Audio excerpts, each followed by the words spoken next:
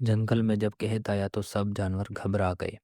लेकिन क्या आपने कभी सोचा है कि एक छोटा सा रीछ जिसके पास ताकत नहीं, शिकार करने की महारत नहीं, फिर भी कैसे जिंदा रहा। ये कहानी है भालू की।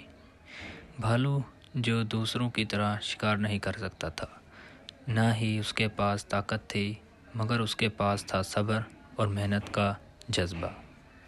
जब जंगल में दरख्त सूखने लगे, नदियाँ खुश्क होने लगीं और हर तरफ भूख की चीखें सुनाई देने लगीं, भालू ने हार नहीं मानी। वो रोज़ सुबह निकलता, कभी टूटी हुई शाखों के नीचे कुछ खाने की चीज़ें तलाश करता, कभी दरख्तों के पत्ते उल्टाता और कभी छोटी नदियों में पानी की तलाश की में जाता। एक दिन भालू की नज़र एक पुराने बड़े दरख्त पर पड़ी। उसके तने में एक छोटा सा सुराख था और वहाँ से मक्खियों की भिनभिनाहट सुनाई दे रही थी।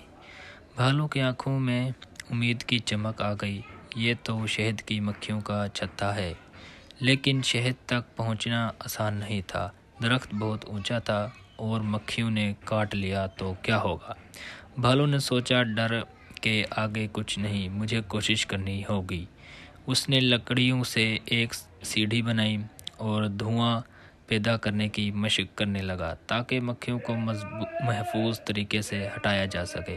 भालू ने दिन रात मेहनत की, सीढ़ी बनाने के बाद गिरने की मशक की, दोबारा चढ़ने की हिम्मत की और बारिश में भी अपनी कोशिश जारी रखी। कई दिनों की मेहनत के बाद एक सुबह जब सूरज की किरणें दरख्त पर पड़ रही थी, भालू ने सीढ़ी पर चढ़कर शहद निकाला।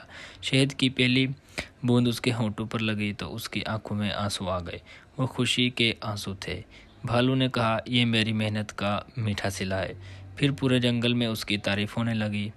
जानवर आके उससे कहते, भालू तुमने हमें सिखाया कि मेहनत कभी ज़ाया नहीं जाती।